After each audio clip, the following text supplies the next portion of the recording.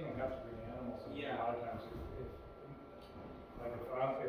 if my wife and I go, we usually bring more than just one type of animal. All right, this is the April Bay Area Herpetological Society, April 2022.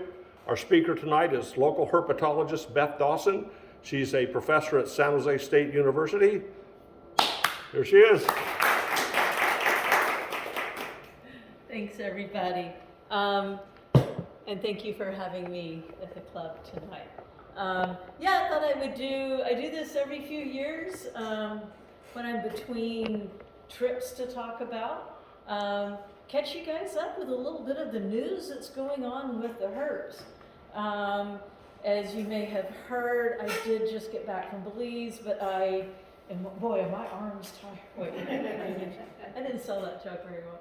I'm definitely getting my photographs organized. Saw sea turtles, saw blacktail indigo, beautiful, one of my fave snakes. So that's for another talk. I've got a couple of the photographs from that trip in today's talk. But today what I wanted to do is, let's go back about 2 years now when everything kind of shut down and everybody went home. I started working online, and what's a herpetologist to do? What's a good field researcher to do? Well, a lot of people have field sites that they were allowed to go to and they were very, very safe, because out in the middle of wilderness was a pretty good place to spend the summer of 2020. But a lot of researchers did work with the data that they had at hand. So, for example, I could go back to campus with the proper protocols. I work in a biology department. At any given moment, half the people in the building have masks on and gloves and shoe covers and stuff. It's a very, normal environment for us. And we have a large natural history collection there. So what I want to share with you are a few papers that were published during the pandemic times, and let's go through the Herps in the news. And yes, it is very lizard-centric. Just sometimes that's how it works. I do have some Frog Talks papers to share, and as always, a Tuatara paper, because I love me my Tuatara. Y'all know that. First paper is a closer look at a genus of lizards that are native to the eastern slopes of the Peruvian Andes Mountains. So put yourself on the Pacific coast of South America and Peru, and then go up to the top and imagine the eastern slope of those mountains down into the Amazonian basin, but the montane rainforest up there is very poorly described, as we say in biology. This is a photograph from Belize, actually, but it's not really very close. But it does kind of represent a montane forest. You have this canopy and then mid-level trees, a lot of stuff going on in the ground. Just fantastic lizard habitat, right? So there's this genus called Proctorus that is just kind of this bucket for little short-legged lizards that live in South America. And it's really known to be an area that needs a lot of research. So what Mamani et al., and I do have the references for the papers. It's usually enough information to go find it if you want to. They just went to these are Peruvian and Brazilian researchers, and they went to their natural history collections and they got some specimens of these lizards, and they started doing the hard work of counting all the scales on the top of the lips and counting the number of scales from one ear to the other ear, measuring toe length, looking at all that information. But they also got DNA from a number of the specimens and used the DNA sequences, because evolutionary relationships are often, the pattern is in the DNA. You can often see it in the DNA, as well as the traits like how many scales you have on the top of your lip. The reason that it's important to take this genus to the species level is because conservation managers are usually interested in preservation of species. And so if you say, well, we've got all these lizards that kind of look alike, and we think they're all the same, then we'll say, well, we'll pick this population to preserve and this population to preserve. But if in fact you don't have one species, you may have 10 species, then you need 10 species plans.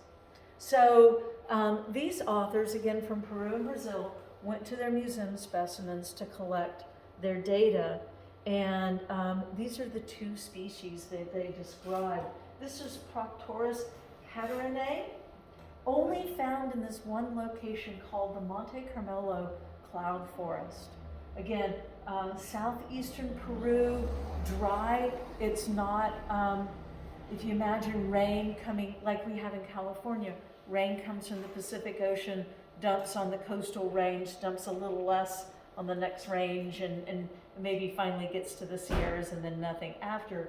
So this is the southeastern slope of these Andes, so it's kind of in the rain shadow. A little bit of a drier area.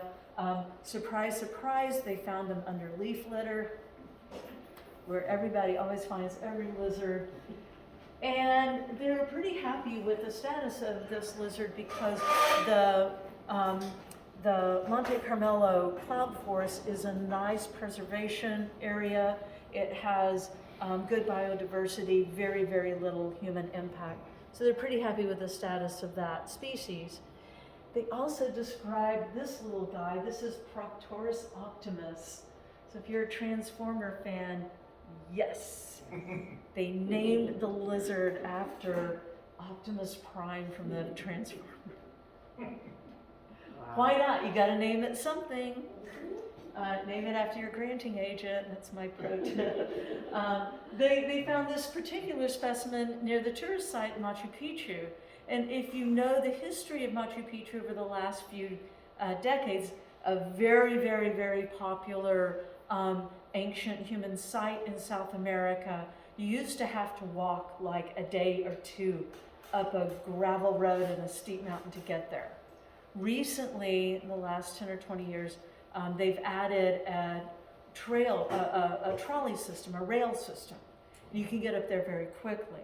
That's wonderful for having more people be able to enjoy this really fantastic cultural heritage. It is not so good for lizards who don't like to have trains going over their heads and through their forests and stuff. Although they did find this particular, their Optimus Prime lizard in a number of locations in Peru, every one of the locations had some kind of impact. Invasive species, even like dogs and rats, can be really damaging to a lizard population. So I want you to think about what it means to have a good habitat for a lizard, because that's what we're going to get to when we close. It's not just about how many acres or hectares or square miles you preserve. Both of these species, because they're new, need to be studied in more detail. So the researchers who published this paper, they were able to do that work in their labs during the times of COVID where they couldn't travel freely. Now that travel is more open, I expect that they're going back to these locations doing basic biology. What does it eat? What eats them? How do they escape predation? Does the habitat play a role in like being camouflaged or finding places to hide? How do the animals respond to the presence of humans? Because not all animals, not all lizards mind humans. Fenced lizards around here seem to be doing just fine in our neighborhoods, but other lizards, of course, are really affected by that. So there are a ton of questions that still need to be asked. Probably the easiest place to go get data when, as a herpetologist, you're told you can go to home and you can go to work and that's it, is to go to your local natural history collection. This, if you're in Chicago, this would be the Field Museum. If you're in California, it's the California Academy of Sciences. Most universities have a good natural history collection. San Jose State has an extensive herp collection as well as an entomology collection. And these will be categorized and maintained in all kinds of ways, all kinds of specimens, either mounted or preserved in little jars of alcohol is really popular.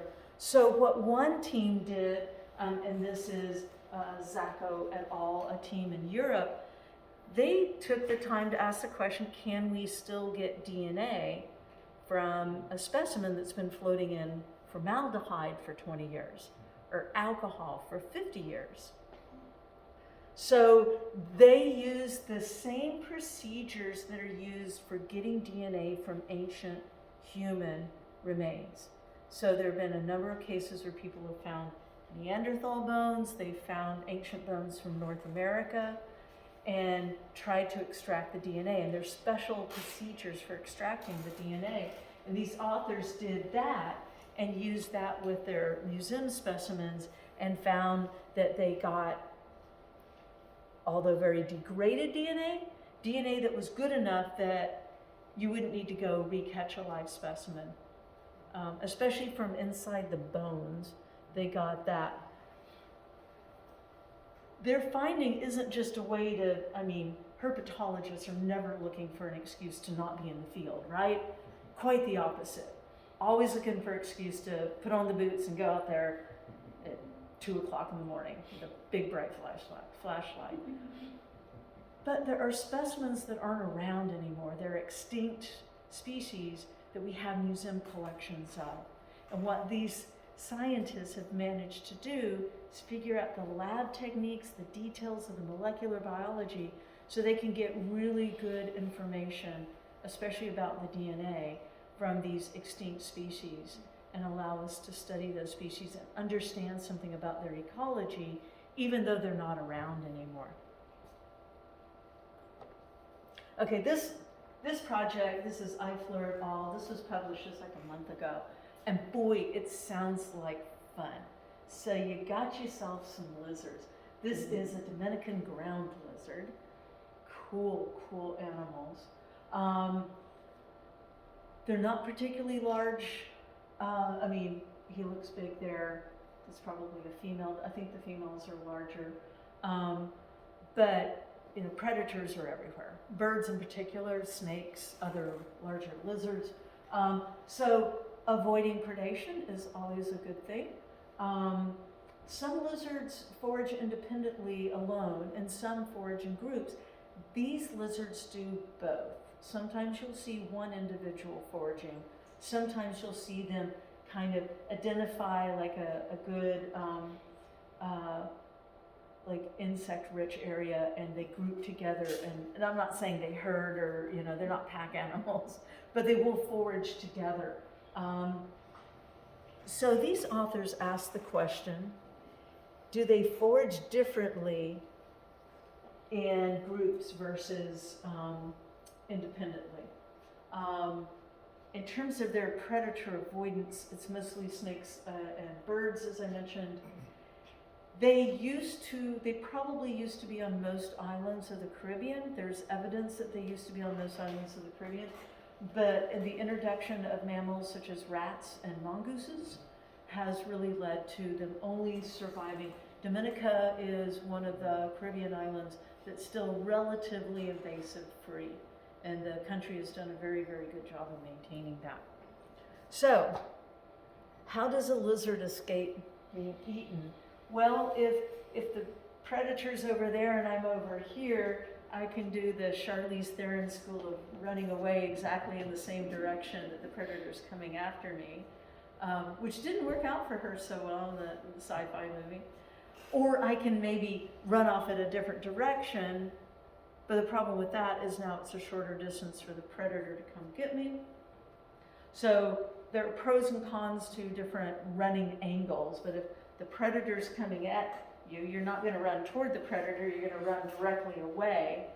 Probably the fastest way to get a little bit of speed, especially if you have a better burst speed than they do.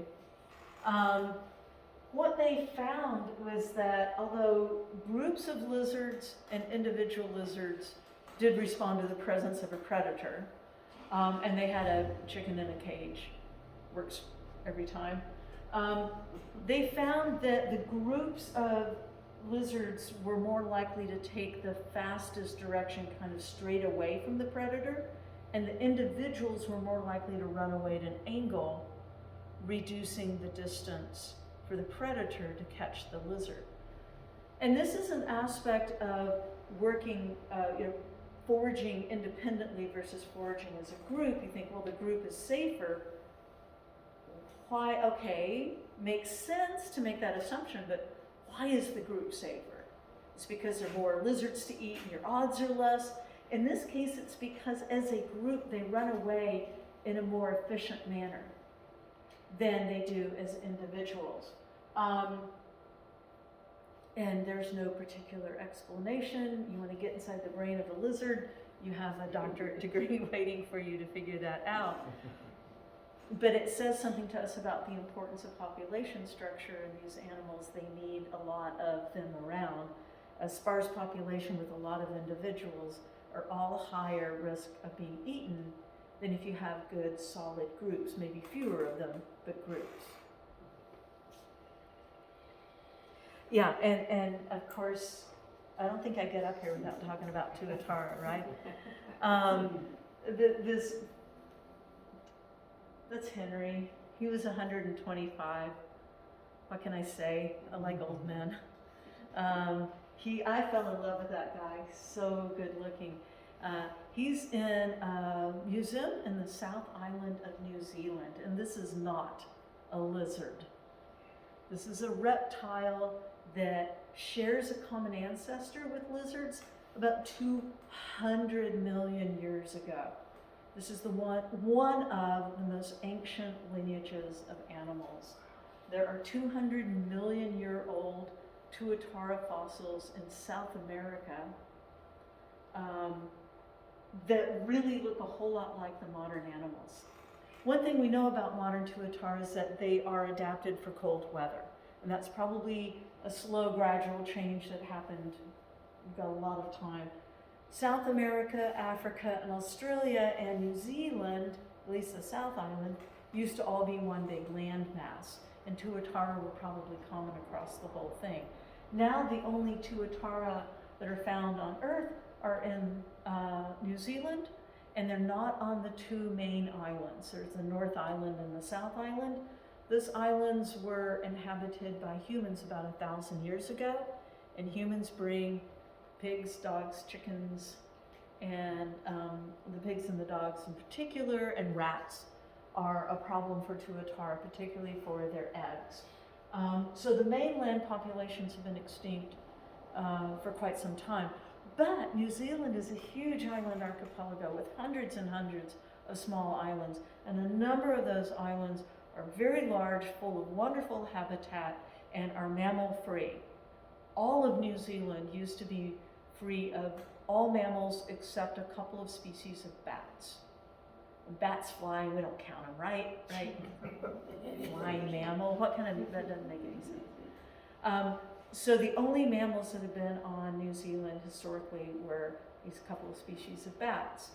Humans show up, introduce tons of mammals. A lot of animals in New Zealand have kind of struggled with that pressure of an invasive animal. And definitely the tuatara. They're very long-lived. They're very slow breeders. They didn't know how to breed them in captivity for years and years and years. And one of the stories I love about tuatara is that the man who figured out how to breed them in captivity was not a PhD, was not an academic, was not at some fancy science academy. Not that there's anything wrong with those people, I'm one of them. He was a dedicated keeper in a museum on the South Island that had a population of tuatara in captivity. And he was a husbandry expert. He had the kind of expertise that a lot of you in the club have. You know what it means to make your animal healthy and happy. And he took that to heart with the tuatara and discovered that they have a pineal gland on the top of their head. They really need to be exposed to the right polarity of the right frequency of the right radiant energy at the right time of year. and he got them to breed in captivity, and I got to meet one of his like, teenagers, little baby. They are currently only able to live in the wild in areas that have mammals excluded. But they're doing really well where they are doing. But anytime you have the last species on this multi-hundred million year lineage threatened by our invasion of their privacy, of their territory, their habitat, you want to take every action to try to see how to preserve that lineage, preserve that species. That's me. Oh, that's me. Yeah, that was probably a tear coming down one of the happiest, certainly one of the most absolutely satisfying moments of my life. An incredibly rare animal.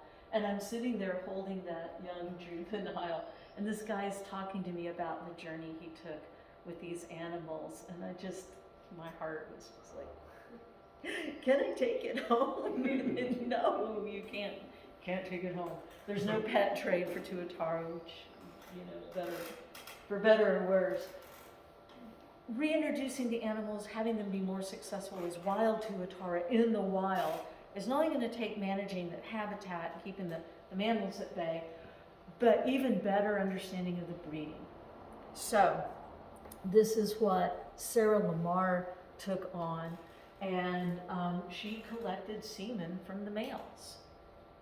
Because if you have tuatara scattered all over these islands, the islands have the potential to get too inbred. So what you'd really like to do is get some genetic diversity. Now you can pick tuatara up and move them over there, but that doesn't always work. The relocations with reptiles are really not very successful. We could do a whole talk on how hard it is to relocate wild. Well, I wouldn't do very well if you picked me up and dropped me in Czechoslovakia and go find some, I would do just fine. Let's see. There's a place that doesn't have beer and Herps. I wouldn't do well.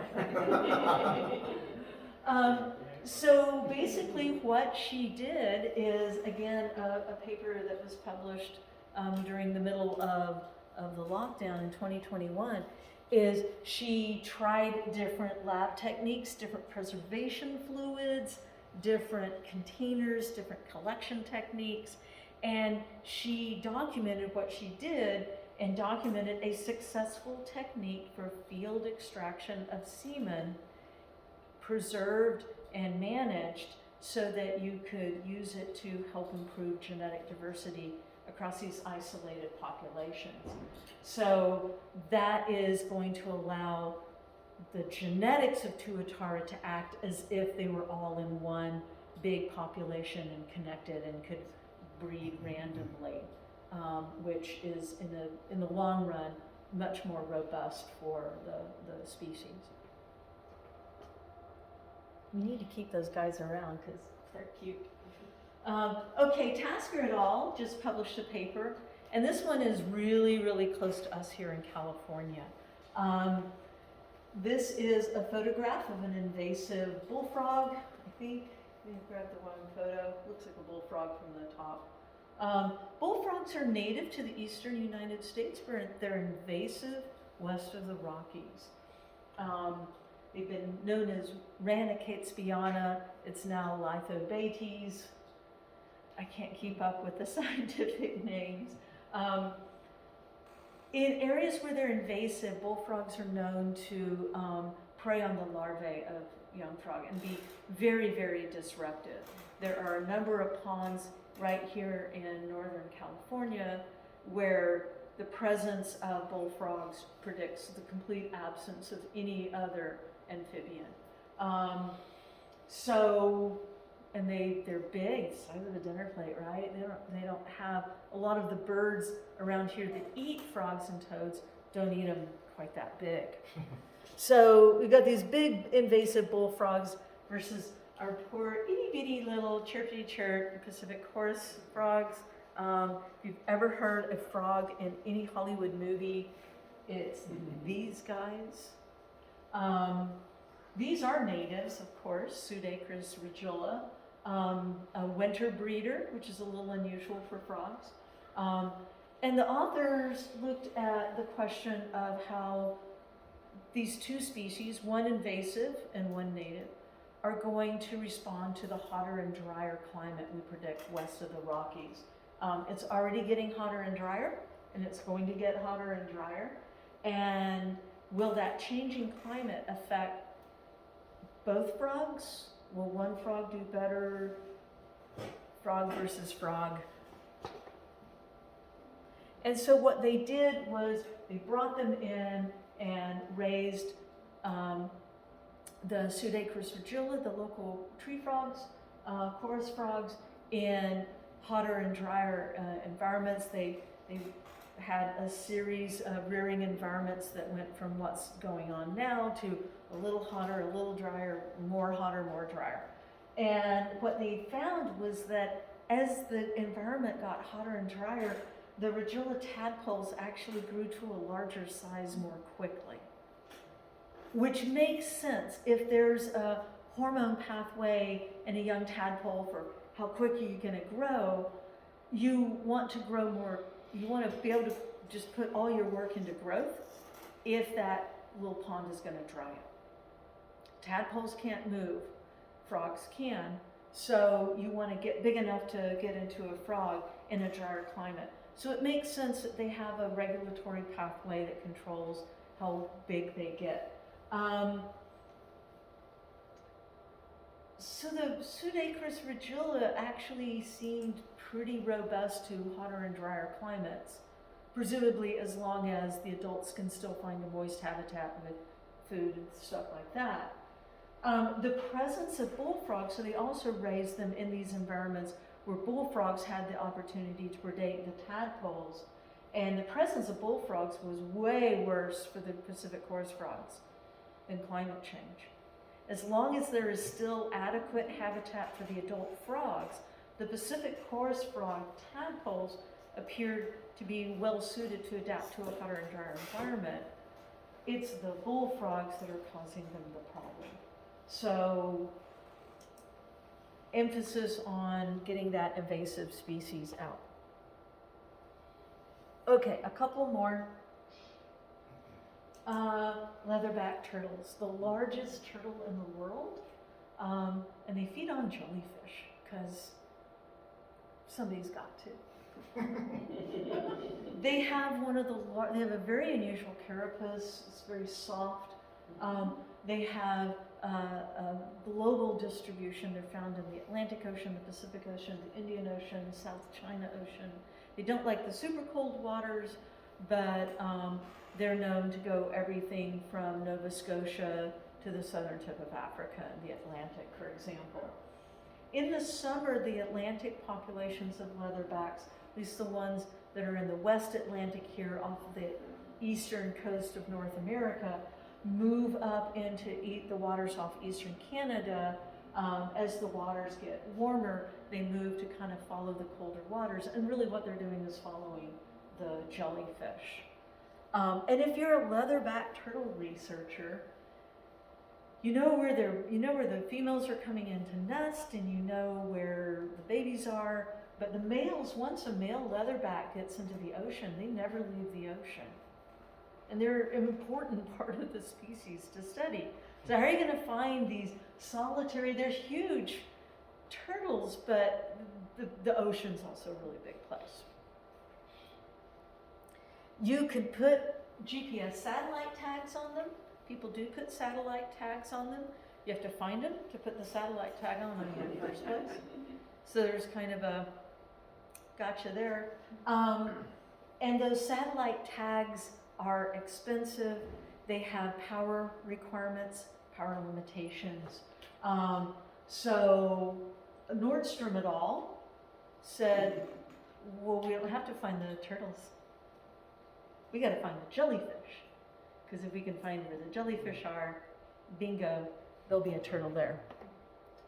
It's super, super smart, right? This is a lion's mane jellyfish. This is one of the prey items that you would find in the waters off eastern Canada, so off of Newfoundland and Labrador. So jellyfish are often bycatch in commercial fishing operations, and so the commercial fishers can tell you pretty accurately where the jellyfish are. And so they looked for the gelatinous invertebrates. Makes the jellyfish sound a little bit more like an evil superpower kind of thing. Gelatinous invertebrates. So the authors used that bycatch data from the fisheries to locate hotspots for jellyfish and correlated that with the data that they did have from the turtles that did have satellite tags on them, and found just a really beautiful correlation. It's the kind of data that you just dream of all the time. I think I have, yeah, here's a slide with their data. So this is their figure. That's the turtle, and then some jellyfish. You can see this is the Bay of Fundy. So the white is land, and the blue and the green are water. And so the Bay of Fundy is, and then there's what's called the Scotian Shelf here. And then the green is the Gulf of St. Lawrence. And they identified where all the jellyfish hotspots were and where they found their GPS or their satellite tagged turtles, and found this nice match there.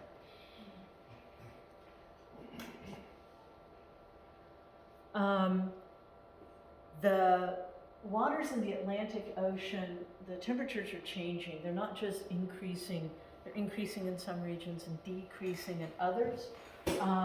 The southern, the kind of equatorial region of the Atlantic Ocean is heating up quite quickly, and the northern reaches of the Atlantic Ocean are actually cooling down. The jellyfish population are moving further and further north, chasing that cold water, especially in the summer times.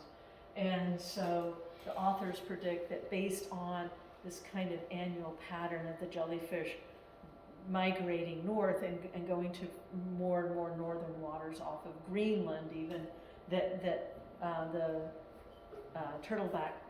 leatherback turtles will end up in those northern waters as well. Okay, back to lizards. This is from one of my photographs I took from Brazil. Believe it or not, there was a gym on the beach with like benches and dumbbells and everything, and I'm like, I don't care if I'm on holiday, I want to go like work out on the beach. And so I worked out on the beach and did push-ups with this fine looking iguana. He definitely beat me in the push-ups. Off the coast there are the Belizean barrier reefs, and they're just absolutely gorgeous. I did see sea turtles, but also saw bull sharks, and like you're out there snorkeling and they're thinking that shark's bigger than I am. But remember when I said with the lizards that they discovered that they were describing in the Peruvian mountains, and it's like, well, there's not just one genus with one species, there's at least two, and there may be a lot more. When a conservation manager is looking at it, there's this kind of myth that goes around the idea that if you buy the land, you save the animals. And that's not true.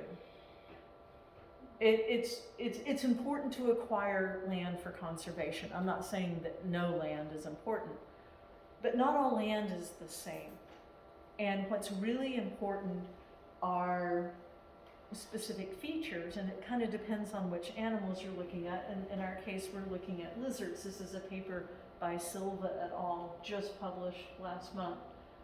So if we have a large preserved area, big state park, something like that, national area, is it just the size of it? Should we just buy more and more land and it's just the size of it? Is it the presence of invasives? Because I could have 1 million acres, and if it's all covered with invasive plants and invasive animals, it's really not a very good preserve. What about the presence of prey items, and the presence of predator, and that really crucial balance between those things? These authors went across Brazil and looked at lizard populations in 21 different locations. They recorded data from over 200 individual lizards, 15 different species, and in every single one they noted not just like the size of the habitat they were in, but the presence of prey items, the presence of predators, the structure of the canopy, whether or not the area had been impacted by fire, whether or not the area had been impacted by human activities such as logging or ranching. And no big surprise, what they found is that it's not about how big your preservation is. Your park can be enormous, but if it's highly degraded, it's still poor habitat for the lizards. So adequate hiding spots to be able to escape predation, the presence of a healthy community of prey items, whether that's insects or herbivores, plants in the sense of herbivores. It was that quality of the habitat that was more important than the size of the area that had been preserved. And that's not a huge surprise, but it's an important one for conservation managers to take to heart. If you have a large park and it's well preserved, you might find that improving the quality of your conservation area does more to protect more species than simply buying more land and enlarging your area. And an important part, and this is one that we're working on here in the Bay Area, is connections. You can have these small patchy little preserves, but they need to be connected. And that was important even when they looked at the level of lizards. I think like around here in the San Francisco Bay Area, there's a lot of discussion about connecting mountain lion habitat, connecting coyote habitat, so that they don't get isolated into little pockets and parks. But even for lizards, how connected those patches were was a strong predictor for how successful the lizard population was. Okay, that's all I got, except, and that's my classic thank you. Yeah, so next time, I'll have my photographs organized. Just a quick look at Belize. It's surrounded by Mexico and Guatemala. It's on the southwestern edge of the Yucatan Peninsula. There have been Mayan civilizations on this land for 3,000 years, and the archaeological sites alone are worth a trip. It's incredible, and the Belizean people and their government have done a beautiful job of maintaining their wildlife. A third of the country is set aside as preserved. And they're working on that quality. They're not just, they understand you can't just have big preserves. If people are going there and poaching animals, it's not a big preserve. So they're working on their quality, they're working on their land management. I went to the Lemonai Archaeological Preserve, swam with Morelet crocodiles. They get up to 12 feet, but I didn't see one that wasn't past 4 feet. Most of the crocodiles in this, it's like a 20-mile-long lagoon in the center of the country right there on the New River. Most of the crocodiles that they have in that lagoon are tagged, and they keep track of them. They keep track of their growth rates, and they keep track of their reproduction. It's a very healthy population of crocodiles. They do have American crocodiles in Belize, but they're extremely rare, and just like they are in the United States, extremely fearful, and just, they'll always hear you and be gone long before you can find them. I saw frogs, toads, lizards, snakes. This is where I saw the black-tailed indigo. Yeah, I went swimming with crocodiles. I also went swimming with a bull shark in 5,000 feet of open ocean. So, and it wasn't until I was back telling my friends about it that somebody was like, "That doesn't sound smart." And I'm like, God, I don't know, it felt really cool at the time. I then went to Central Belize on the Hummingbird Highway fantastic waterfalls and cave systems. Again, one of the biggest and most well-preserved Mayan site in Central America is here in central Belize. And then I went to the coast and went snorkeling. Because you got to do that. And all, the whole trip I was with other biologists. I was with a group of my friends and 2 frog people, fishers, a fishery and an ornithologist. And we just geeked out on the guides the whole time. It was kind of funny. So here are some quick photographs. The picture I've been showing you of the iguana on the beach is from the coastal area. That's one of the temples. This is an example of kind of waterfall cataract area in the middle of a dense forest that you see in central Belize. And that's the view from my margarita the day before I left. So that's all I've got. Thank you for your time. Excellent.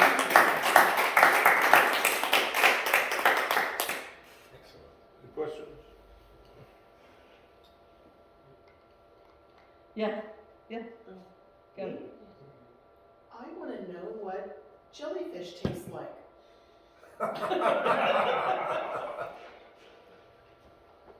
What's the... I've eaten everything on this planet Earth, and I've never eaten jellyfish. I think I ate jellyfish once. On purpose? Dim sum. I thought it was rice noodles. It turned out it was jellyfish. It doesn't taste like I was anything. gonna say, I'd go to Chinatown. I'd go up to the city and go to It Chinatown. doesn't taste like anything. It tastes like noodles. tastes like? Noodles. So it's Watch turtle out! car? What they do have venomous bits, and I would want to make sure. Or find a leatherback turtle and ask.